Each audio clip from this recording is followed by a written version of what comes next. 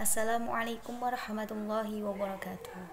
Alhamdulillahirabbil alamin wa bihi nasta'inu ala umuri dunya waddin wassalatu wassalamu ala asyrafil anbiya'i wal mursalin wa ala ahlihi wa ashabihi ajma'in amma ba'd. Langsung saja kami perwakilan dari kelompok 9 akan menyampaikan materi tentang teori blended learning, yang mana kami akan membahas pengertian, tujuan, penerapan, kelebihan dan kekurangan, serta bagaimana pengembangan teori tersebut. Yang pertama yaitu tentang pengertian blended learning. Blended learning merupakan program pendidikan formal yang memungkinkan siswa belajar melalui konten dan petunjuk yang disampaikan secara daring atau online. Terus pengertian dari blended learning sendiri itu adalah strategi pembelajaran yang menggabungkan kegiatan tatap muka dengan kegiatan online, yang mana kegiatan tersebut mempunyai tujuan untuk mencapai tujuan pembelajaran.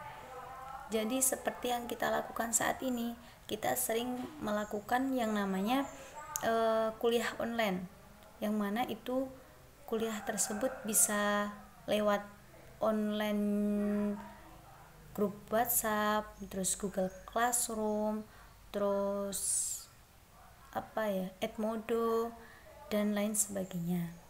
Setelah kita membahas tentang pengertian teori blended learning, kita akan membahas mengenai tujuannya. Yang pertama yaitu membantu peserta didik untuk berkembang lebih baik dalam proses belajar.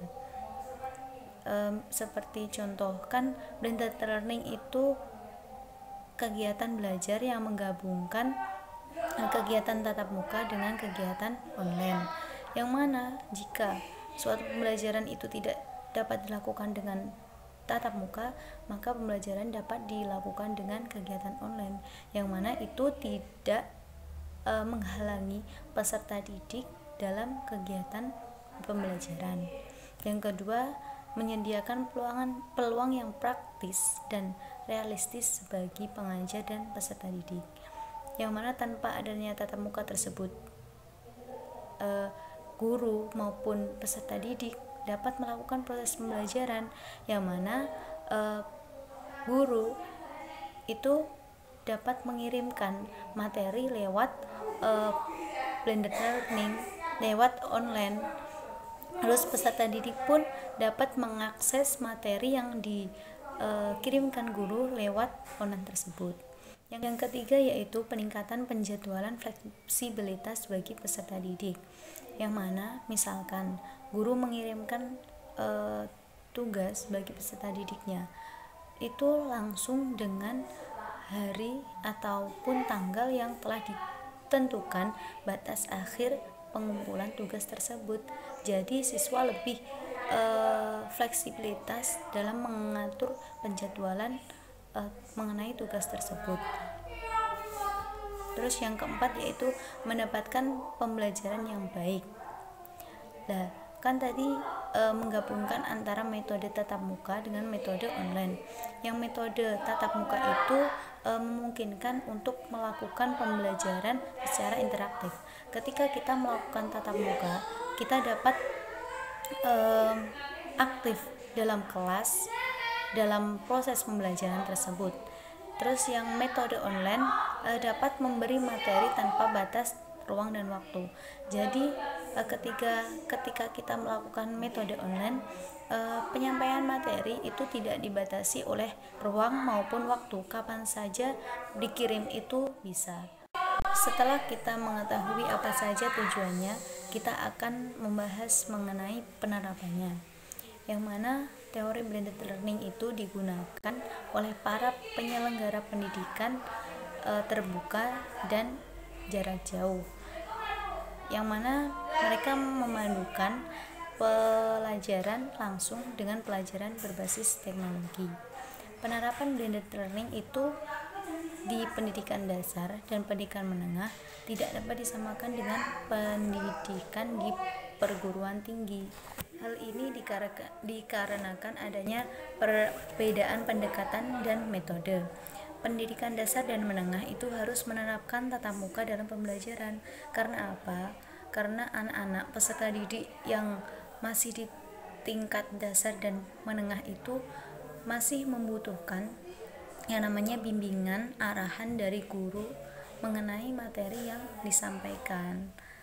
Dan akan tetapi bukan berarti dalam pendidikan dasar dan menengah itu tidak dapat menerapkan blended learning. Mereka dapat menyampaikan menggunakan teori blended learning, hanya saja teknisi pelaksanaannya tidak dapat disamakan dengan pelaksanaan pembelajaran yang di perguruan tinggi.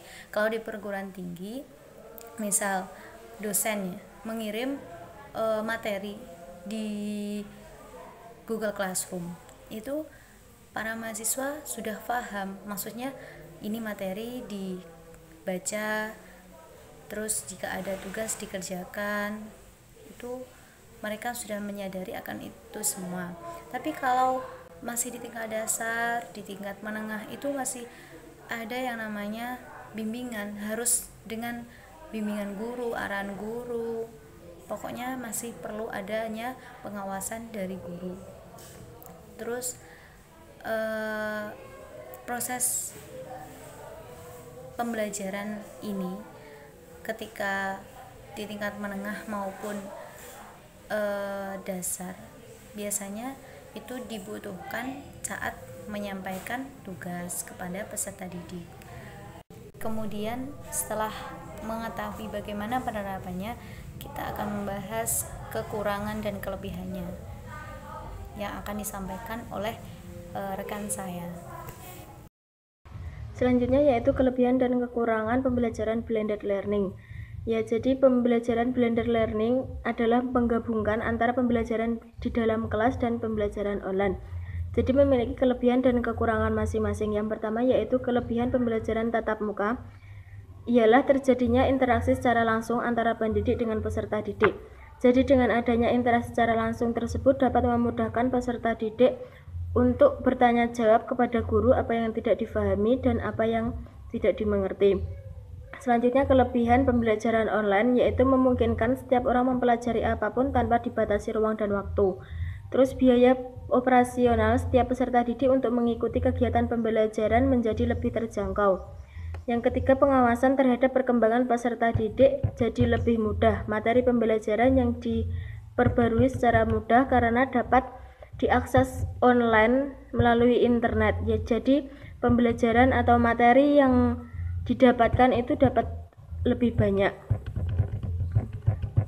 Selanjutnya yaitu kekurangan dari teori blended learning. Jadi dari sekian banyak kelebihan tersebut mempunyai kekurangan, yaitu yang pertama keterbatasan mengakses komputer dan internet, yaitu kecepatan bandwidth terbatas sehingga sulit untuk mengakses internet secara berkesinambungan tanpa terputus. Yang kedua, keterbatasan pengetahuan yang disampaikan menggunakan teknologi. Halaman web tidak dapat menyajikan informasi secara lengkap dengan ukuran resolusi layar komputer yang terbatas. Demikian juga kebiasaan orang yang masih lebih mudah membaca buku daripada membaca layar komputer. Yang ketiga, keterbatasan meningkatkan keterampilan bagi siswa. Jadi di sini keterampilan siswa seperti kegiatan yang harus dilakukan di laboratorium, membuat program ataupun membuat gambar secara manual yang tidak dapat digantikan dengan komputer sepenuhnya. Yang keempat yaitu media yang dibutuhkan sangat beragam. Seperti contohnya komputer, terus adanya akses internet itu juga sangat dibutuhkan dalam pembelajaran online. Terus yang kelima, tidak meratanya fasilitas yang dimiliki pembelajar atau siswa seperti komputer. Jadi tidak semua orang itu memiliki komputer ataupun akses internet. Yang keenam yaitu kurangnya pengetahuan masyarakat terhadap penggunaan teknologi. Yang ketujuh yaitu tidak meratanya fasilitas yang dimiliki pelajar seperti komputer dan akses internet. Dan yang terakhir yaitu membutuhkan strategi pembelajaran yang terpatuk dapat memaksimalkan potensi dari blended learning. Terus yang poin yang terakhir yaitu pengembangan blended learning. Jadi blended learning adalah suatu sistem yang dirancang untuk mengintegrasikan pembelajaran dalam jaringan dengan pembelajaran tatap muka dengan mengikuti perubahan sumber pembelajaran dan metode dengan tujuan serta meningkatkan kesempatan belajar bagi siswa. Jadi di sini guru dalam memperancang teori blended learning itu harus memperhatikan 3 faktor, yaitu yang pertama, bahan dalam blended learning mencakup konten pembelajaran tatap muka, sumber pembelajaran dalam jaringan, dan portofolio online e-learning. Yang kedua yaitu perancangan diskusi blended learning, seperti memilih topik dalam kelompok siswa dan perancangan diskusi.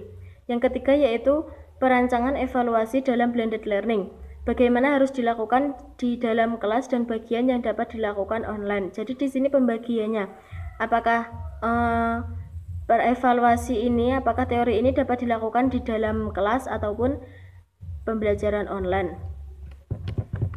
Kemudian yaitu beberapa hal yang perlu diperhatikan dalam tantangan dalam melaksanakan blended learning.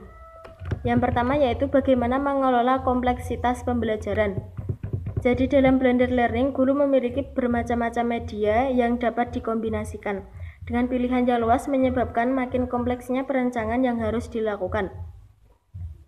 Hal ini karena banyak teknologi yang dapat digunakan dan kemungkinan ketidaklancaran dengan pola yang bergantung pada penggabungan tertentu, sehingga harus mempertimbangkan pada saat perancangan dilakukan.